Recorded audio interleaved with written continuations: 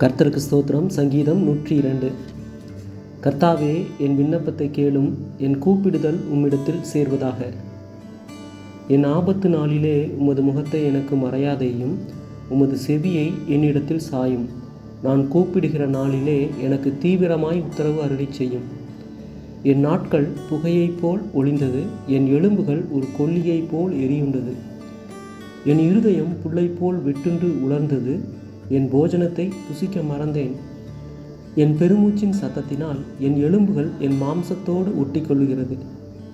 வனாந்தர நாரைக்கு ஒப்பானேன், பாழான இடங்களில் தங்கும் ஆந்தையைப் போலானேன். நான் நித்திரையில்லாமல் வீட்டின் மேல் தனித்திருக்கும் குருவியைப் போல் இருக்கிறேன். நாடோறும் என் சத்துருக்கள் என்னை நிந்திக்கிறார்கள், என்மேல் மூர்க்க வெறி கொண்டவர்கள் எனக்கு விரோதமாய் சாபம் இடுகிறார்கள். நீர் என்னை உயர தூக்கி தாழத் தள்ளினீர், உமது சினத்திற்கும் கடுங்கோபத்திற்கும் உள்ளானேன். ஆதலால் நான் சாம்பலை அப்பமாக புசித்து என் பானங்களை கண்ணீரோடே கலக்கிறேன். என் நாட்கள் சாய்ந்து போகிற நிழலை போல் இருக்கிறது, புல்லை போல் உலர்ந்து போகிறேன். கர்த்தராகிய நீரோ என்றென்றைக்கும் இருக்கிறீர், உம்முடைய பேர் பிரஸ்தாபம் தலைமுறை தலைமுறையாக நிற்கும்.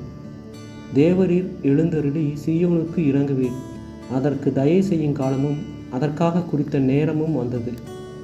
உம்முடைய ஊழியக்காரர் அதன் கல்லுகள் மேல் வாஞ்சை வைத்து அதன் மண்ணுக்கு பரிதபிக்கிறார்கள். கர்த்தர் சீயோனை கட்டி தமது மகிமையில் வெளிப்படுவார். திக்கற்றவர்களுடைய ஜெபத்தை அலட்சியம் பண்ணாமல் அவர்கள் விண்ணப்பத்தை அங்கீகரிப்பார். அப்பொழுது ஜாதிகள் கர்த்தருடைய நாமத்துக்கும் பூமியில் உள்ள ராஜாக்கள் எல்லாரும் உம்முடைய மகிமைக்கும் பயப்படுவார்கள். பின் சந்ததிக்காக இது எழுதப்படும், சிருஷ்டிக்கப்படும் ஜனம் கர்த்தரை துதிக்கும்.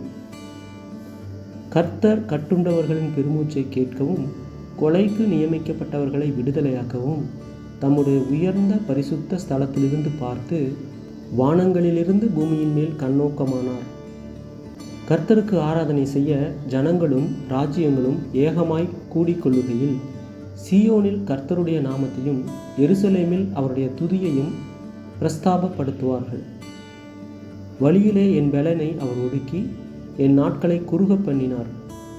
அப்பொழுது நான், என் தேவனே, பாதி வயதில் என்னை எடுத்துக்கொள்ளாதையும், உம்முடைய வருஷங்கள் தலைமுறை தலைமுறையாக இருக்கும். நீர் ஆதியிலே பூமியை அஸ்திவாரப்படுத்தினீர், வானங்கள் உம்முடைய கரத்தின் கிரியையாயிருக்கிறது. அவைகள் அழிந்து போம், நீரோ நிலைத்திருப்பீர். அவைகளெல்லாம் வஸ்திரம் போல் பழமையாய்ப்போம். அவைகளை ஒரு சால்வையைப் போல் மாற்றுவீர், அப்பொழுது மாறிப்போம்.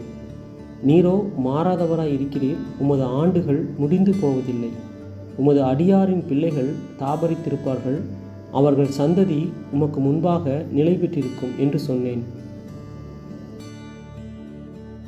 ஆமேன்.